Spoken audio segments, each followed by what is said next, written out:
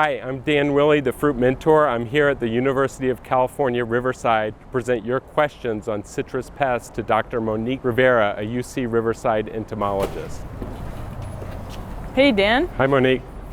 What synthetic or organic pesticides can be used to control Asian citrus psyllids? For the homeowner, this is a really complex question in the sense that first you need to figure out if you have psyllids. So your treatment plan is really going to be dictated by your specific context in your yard. So if you have a psyllid population that just can't quit, using organic tools is not going to be effective. Even the synthetic tools that are available to homeowners are not ideal. However, if you want to input your time and effort into controlling the psyllids, I think ideally if you have a high population you would go with the synthetic formulas, and that's because you can apply them and then you have approximately 3 months of control. Either way, you should be tracking your population. So now having a citrus tree is not just some casual thing where you can have the tree, pick the fruit off of it. It's managing it so that you don't become the so-called typhoid Mary. You don't want to be the person that has HLB, one, because you're encouraging the spread of it by having that source of it, and then secondarily because that tree, if you're in California, is going to legally be removed by the CDFA. So in terms of actual recommendations though, for the synthetic we've been recommending the Bayer Advanced Fruit and Citrus. That's a soil drench product that's a systemic, that's going to give you that 3 months of control. If you choose to do organic, what that takes is a level of vigilance that I don't think people are really prepared to undertake. So it's going to mean a constant vigilance of your ACP population, and at peak population times you might be applying the insecticidal soap or oil 2 to 3 times a week.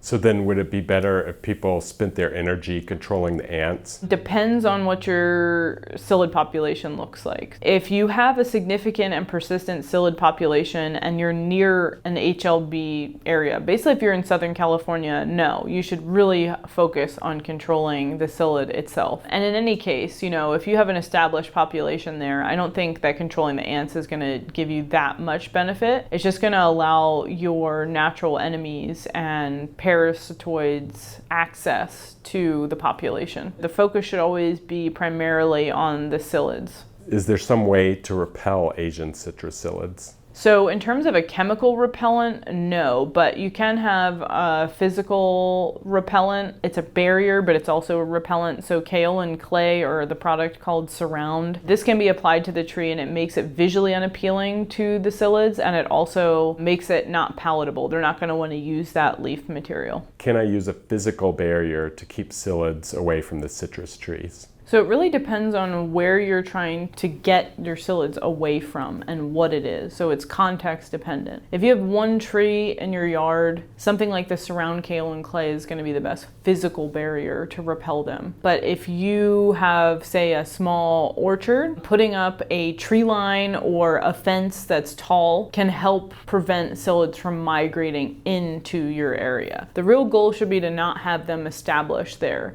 Sometimes that's dependent on your neighbors. So in every instance, a physical barrier isn't going to work. So for each different situation, you're going to have to curate your response plan. Are there any plants that I can put in my garden to attract predators that will kill Asian citrus psyllids? Anything that's flowering will provide an additional resource for predators to also operate on. So basically predators like humans want a variety. They're not going to move in just for psyllids. They want a high population of insects that they can use as food. Usually flower resources are going to attract more insects in general because there are insects that will go in there and consume the pollen as an extra food source. If you Google insectary plants, it should come up with potentially different species of plants that could be used in different areas. So you don't have anything specific? No, because that's going to vary greatly by what region you're in. I would suggest always going with native plants because native plants are going to have a more close relationship with the insect population where you live. So a native flowering plant? Yeah, that would be perfect. Perfect way to say that. Where can homeowners find information on what to do if Asian citrus psyllids or Huanglong Bing are found in their yards? So UCANR provides all this information online, and there's actually two things that can be accessed. So one is this online web applet where you can type in your address and find out how close you are to the nearest HLB find. That kind of provides some context for how urgent you need to be about controlling your psyllids in order to keep your tree. Secondarily, there are homeowner options and recommendations that are provided there on that website. Why is it important to control Argentine ants on citrus trees? It's important to control Argentine ants on citrus trees because they're mutualists with honeydew producing insects. And Asian citrusillid does produce honeydew. So what happens is that the ant will come in and collect the honeydew, and it will lay a trail down so that all of the colony will follow that trail and know that this is a resource for them. This is a food source. So what happens is that while tending them and removing this honeydew, which is food for them, they'll also protect the psyllids. So that protection means defending off biological control agents like Tamarixia wasp or discouraging predators from feeding on Asian citrusillid. How can I get rid of ants on my citrus tree? So ants are pretty hard to get rid of. I know you have some experience with this.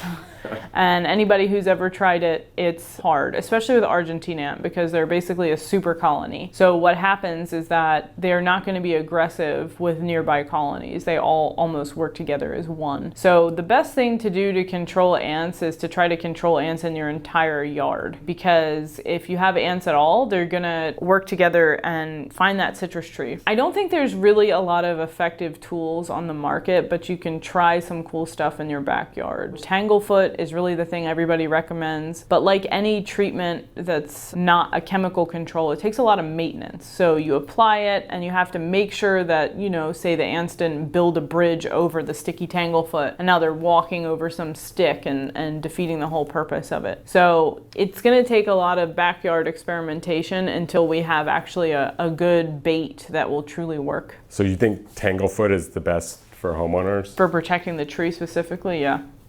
It takes care of it right away. Yeah, and I think it prevents them from trailing onto the tree. Or the bait station, that's good if they're going there and actually dying. But you have to make sure that bait is the most attractive thing in the yard, right? So if there's anything else that's more attractive, they're gonna still be streaming to the aphids on your roses. And if that's more attractive than the bait station, then... So that's why they say to do it in March, right? Yeah, so you want to get ahead of the seasonal things that are happening that are their food sources. Someone wants to know, I want to be strictly organic. Can I use ant bait? I think so. I think if you're using a boric acid based ant bait and it's not near what you're producing, which it doesn't necessarily have to be, yeah, I don't understand why that would fall outside of organic. What are some good ant baits? I really think boric acid based ant baits are probably the best option. What would be the different approach for if you have just a few ants or if you have a huge infestation? If you have a few ants, you could use, you know, one of those small bait stations that you would use in your house just to see how many you're capturing. If you have a ton of ants, then you're going to want to start stacking techniques. So you want your tanglefoot and your bait station in that case. Someone wants to know, should I place a bait station next to every citrus tree, which could become expensive, or can I just put them in intervals in the yard? Well, I would definitely go with intervals. I don't think that you need bait stations next to every tree. However, I would look to see where the ants are trailing. So if you have drip in your backyard, the ants love to walk along that drip. It gives them a structure, Argentine ant anyway.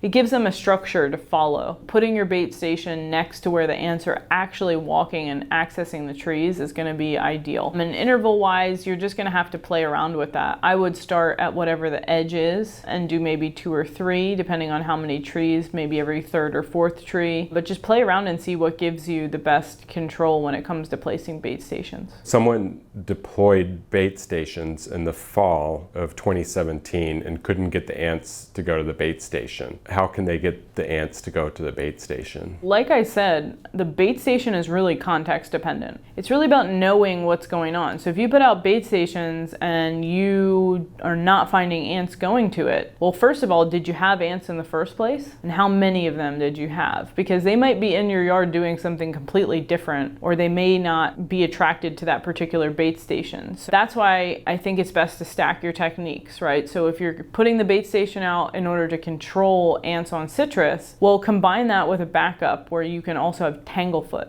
So that will specifically protect the citrus tree. But unless you really know your yard and you know, oh, this rose bush over here always has aphids and I have scale on this bush over here, you never know what the ants are truly capitalizing on. And so you would need to do some pretty intense investigative research in your backyard to figure out what it is that they are going to. But the main takeaway is that if they're not going to the bait station, there's something else more attractive in your yard. So then let's say you're struggling to, like this person was trying to bait them in the fall. So then if they baited in the springtime before there are other attractive sources, would that be a more effective way? Yeah, I think that's one way to address it. The thing is like I said, it's always going to be context dependent. And one of the most fun things that you can do is those little mini experiments in your backyard and say, oh, okay, didn't work in the fall. Well, we'll try again in the spring. This time we'll combine it with tanglefoot. Maybe send a sample of your ants off to be identified. So you want to know if it's the Argentine ant. That's going to be the most intensive of any ant species because they have huge numbers and no inter-colony aggression.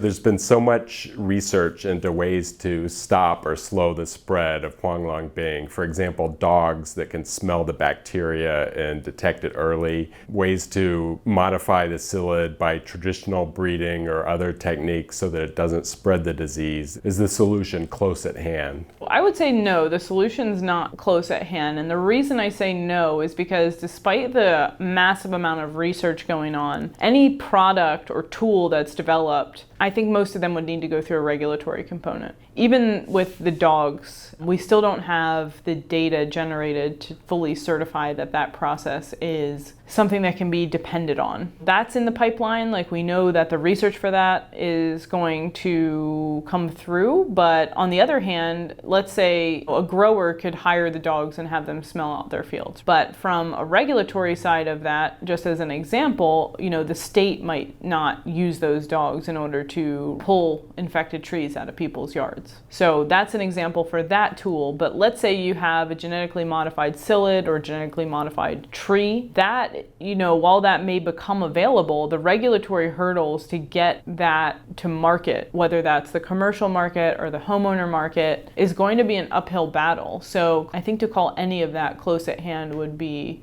giving you a false positive hope. Click the video on the screen now to watch the next interview in this series. Thank you so much to Monique, and I will see you in the next video. They're going to love it.